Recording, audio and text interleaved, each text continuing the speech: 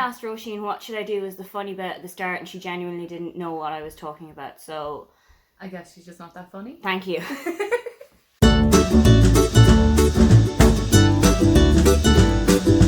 Hi, welcome, come on in. My name is Aoife, and this is Róisín. Hi. We have been friends for, how long? 12 years? Yeah, over 10 I think anyway. 12 years. Mm-hmm. And I saw this tag floating around on Grace from G Sizzle's channel. She did this with one of her friends, and I thought it would be a really good way to kind of bring my bookish life and my personal life together in a sort of a way. We are both pretty strong readers. We have similar tastes, we have differing tastes, and I think this is a good way for us to see how we kind of meet and how we diverge. So, we'll start with question 1, which is how did you discover each other's channels? So, Róisín is not a booktuber, she's not a bookstagrammer, she's not anywhere in the book community, but she's a crocheter. Yeah. And she has got a crochet Instagram called Crochet by the Sea. Is it crochet.by.the-sea? It's crochet_by-the-sea all together, like all one word. And she was telling me about it when she got really into crochet, and she was thinking of doing it as kind of like a side hobby. Not a side hustle, just a side hobby. And I wanted to see like what her designs were like, how her skills were gathering on, so I followed it, and it's a really great account. She's got stuff that she's done for her godchildren, she's got stuff that she's done for her niece, she's got like stuff that she's done for Valentine's Day. What's Valerine? She's got stuff for Valentine's Day or home decor, and it's just really cute and really cozy. So if you're into crochet, definitely go and follow it. I am self-taught over lockdown. I'm by no means like a professional, but you can see going back like how my skills have improved. So that's kind of nice. Just that's why I set it up, to see my own skills improve as well. Yeah. And just like follow like-minded accounts and stuff. So how did you discover me? You told me. Self-promotion is the best promotion, okay? Yeah. But I did I'd known she'd done it, but I wasn't even ever big into YouTube at all. And then I got into YouTube and I was following some channels, so I followed hers, and then I just binge watched a bunch of them. And then I spent a small fortune on books, obviously. This is the negative impact of friends with Aoife. Like, my bank balance can't handle it. Neither can mine. I can't handle being friends with me either, because look at how my bank balance is going. Question 2 is how and when did you meet? So I think it was 2010 Halloween at a birthday party / Halloween party. It was just before that. Did we meet before that? Yeah, we met at you were carrying a red cup of tea, and it was someone's party up in Tallow or something. In Tallow? Yeah. But then we met again at the Halloween party, and you were the only other person I knew, so I clung to I'll get on a boat. That's cute.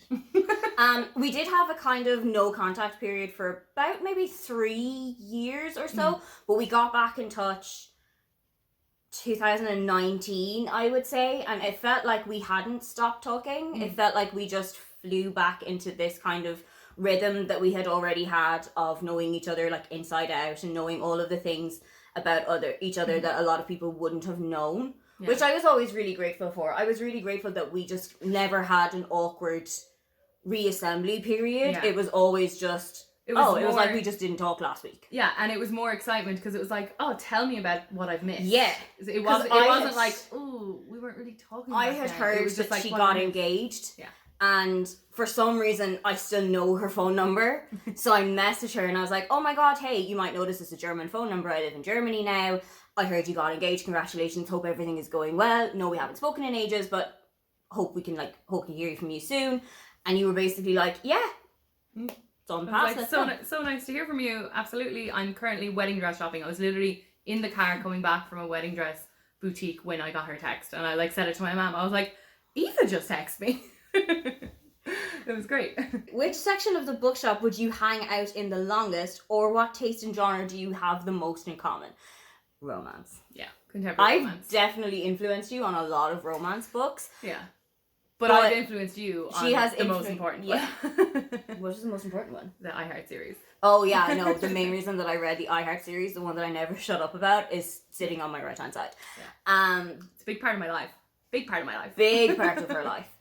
But we have got very similar tastes in romance. We were talking yesterday about favorite tropes, and I think we differ on those. We have got different things that we look for in romance books, but we like... But a lot of them cross over. A lot of them do cross over. We like the same kind of steam level, for example. We like the same kind of settings. We like...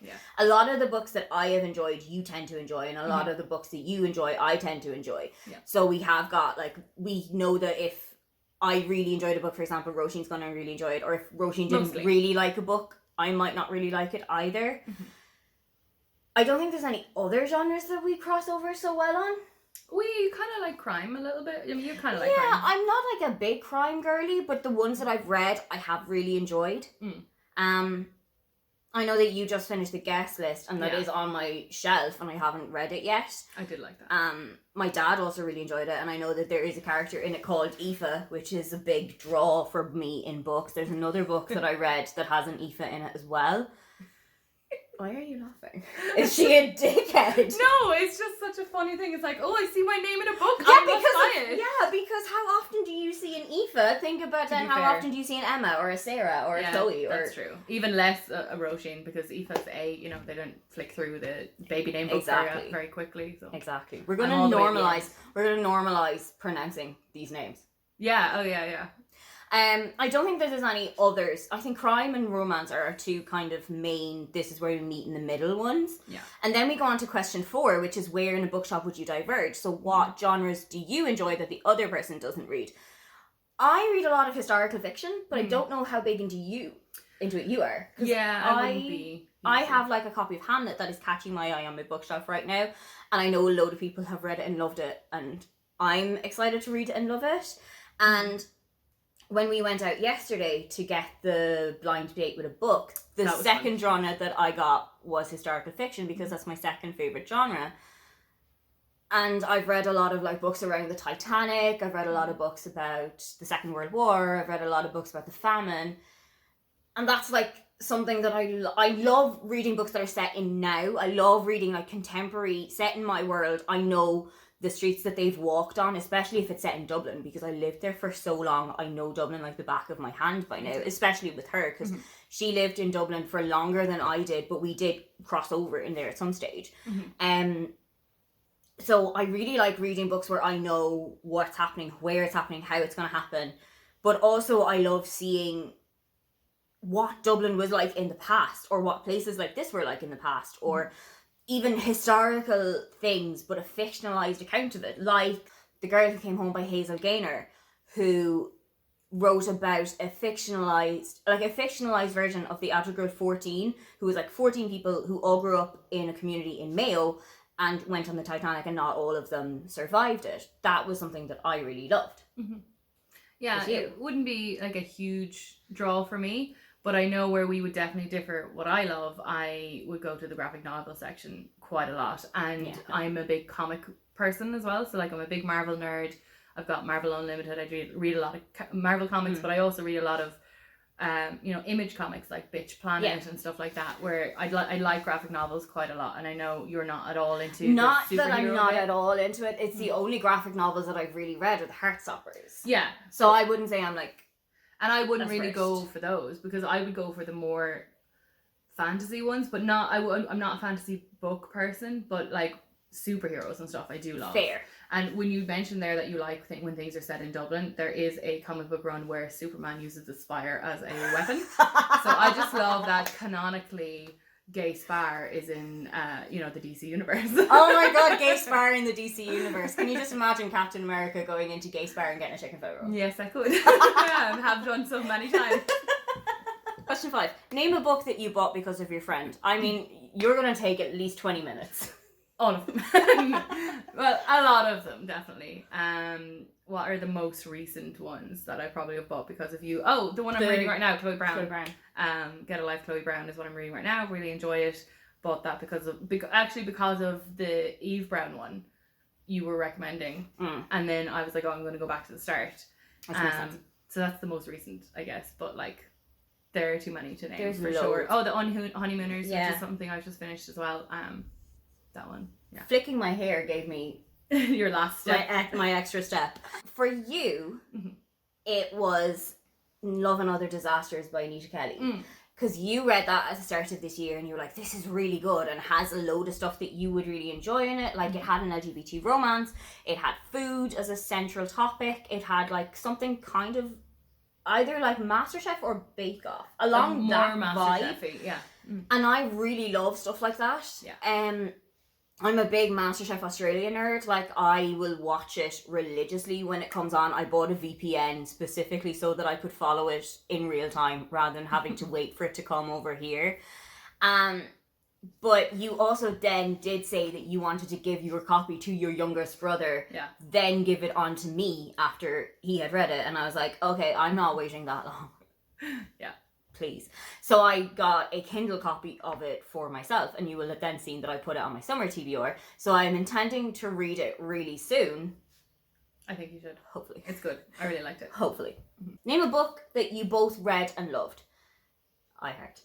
Oh yeah, I Heart or Evelyn Hugo. Clearly. Yeah.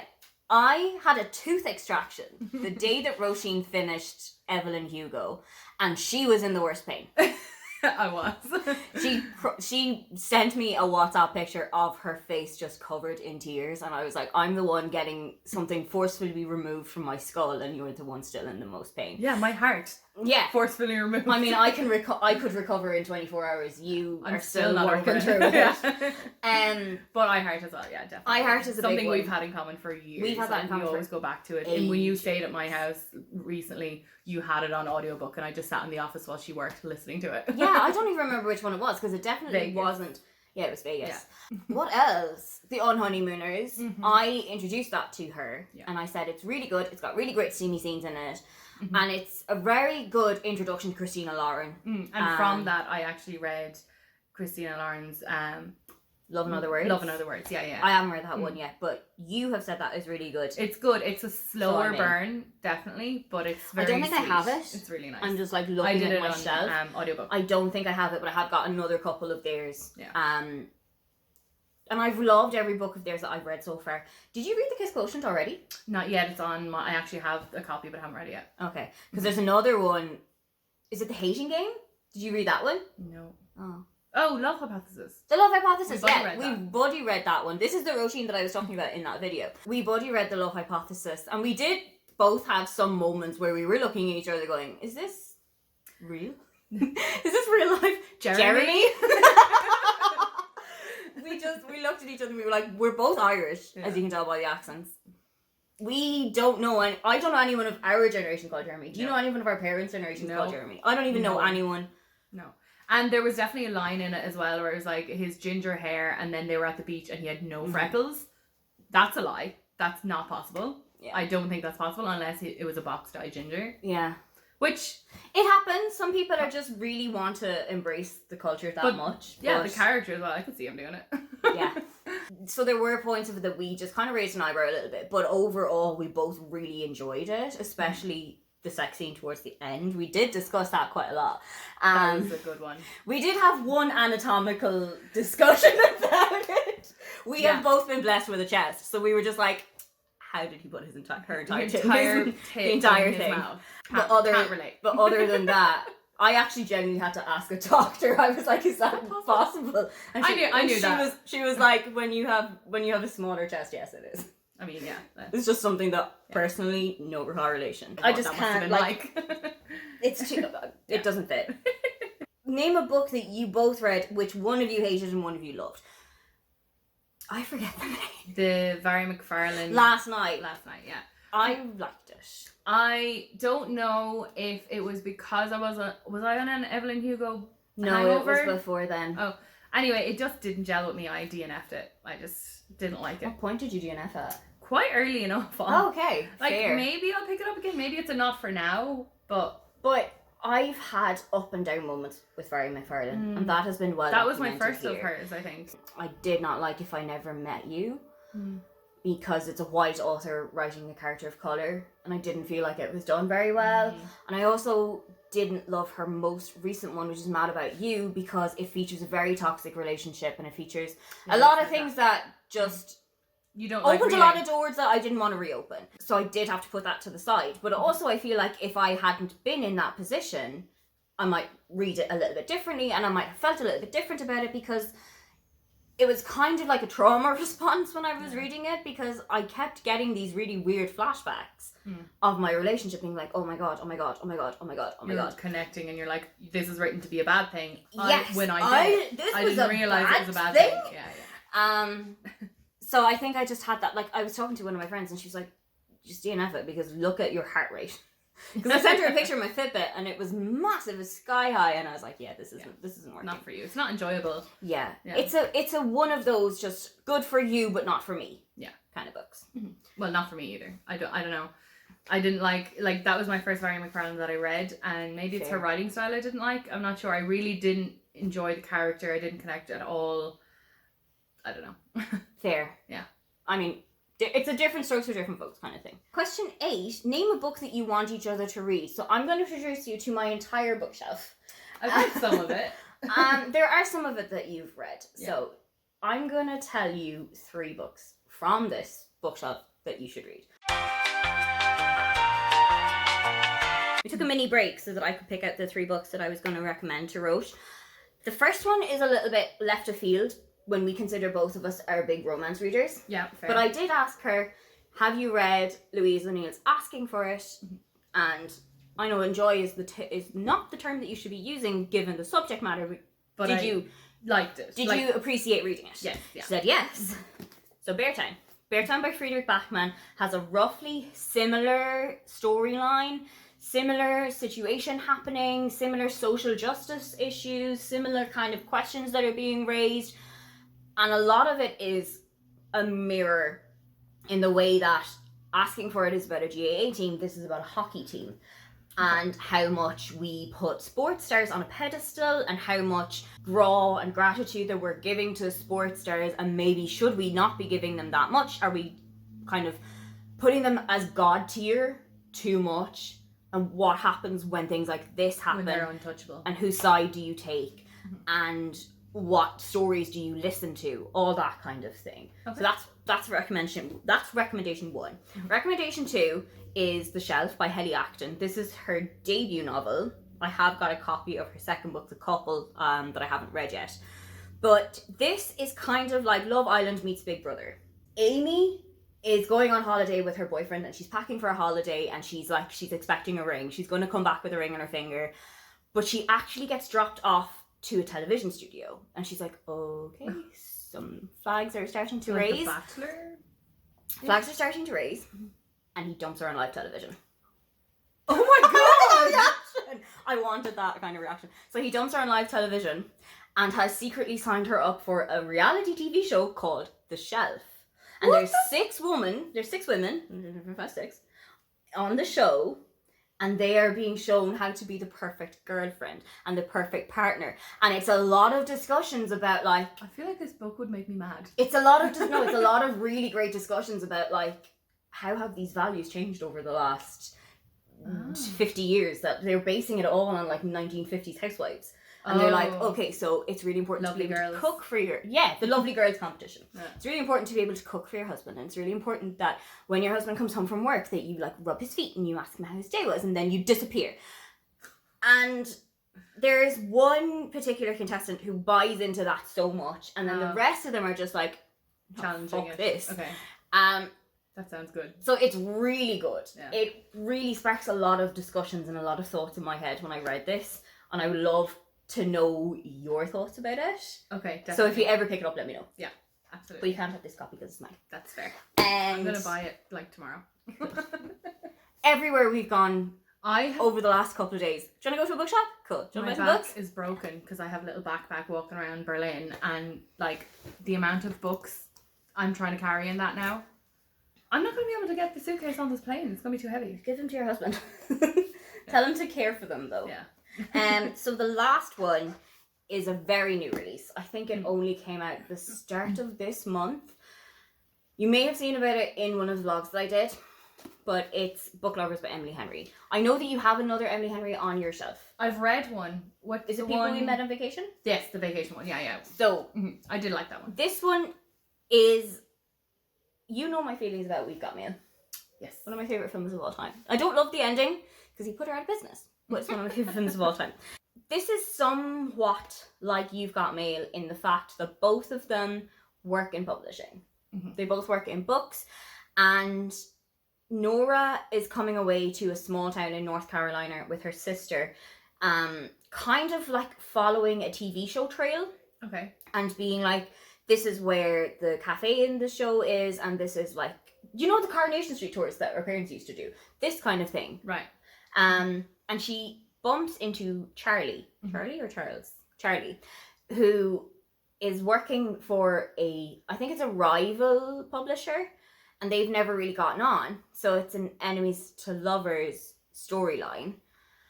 And you see their relationship thawing, and there's also some really great discussions here about bereavement, abandonment issues, grief, self-esteem issues, a lot of like touch points that are really important to talk about. And I really loved that aspect of it. Also, I feel like this was the steamiest of the 3 Emily Henry books so far. There's definitely at least 2 sex scenes in there that are more than PG-13. Okay. So I would give this one a go too. Sure. Absolutely. So those are the 3 books. Those are the 3 books that I'm going to tell her to read.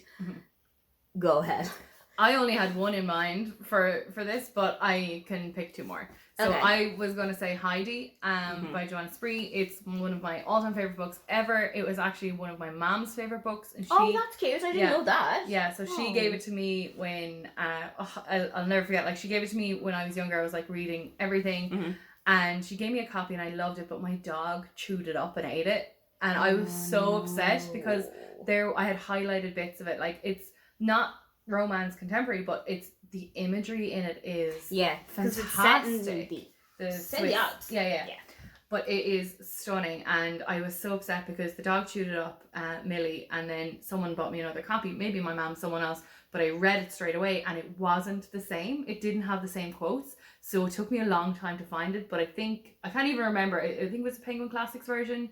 That was the one I liked, but I found it in the end. But I just remember the trial and error of trying to find. There's a quote about when the sun goes down over the mountains that is like one of my favorite quotes ever.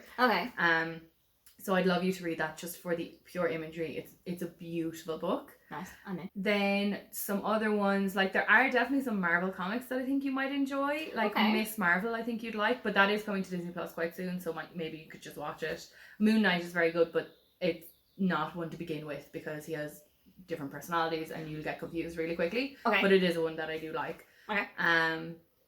Book wise, then maybe have you read Shari Lapina's thrillers? No. Crime? They are my favorite ones to bring on a plane or bring on a short trip because you will eat them in a day. Like they are so quick and they're very enthralling. So I do love everything that she writes. I mean, there's a few biographies, but you read biographies too. I do. I read a biography. I enjoy learning about people. Lee Evans, the comedian. I love Lee Evans. I really enjoyed his biography years ago. Now I know like he's been retired for quite a while, but his biography kind of stuck with me. It was quite good. I'm not too sure what else. I wasn't prepared like she was. I don't have my bookshelf with me. I'm trying to think of what's on my bookshelf. And also, a lot of the books on your bookshelf you've read are on my bookshelf. Yes, exactly. And Convenience Store Woman was one that I was recommending, and she said she already has it, but she hasn't read it yet, so I picked it up off her shelf. So this is really good. I do love anything set in Japan and Tokyo because I go there quite a lot, so I can relate to it. And Murakami as well. I do like, he's a bit of a slog sometimes, but I do like the 1Q84 is one of my favorites of his.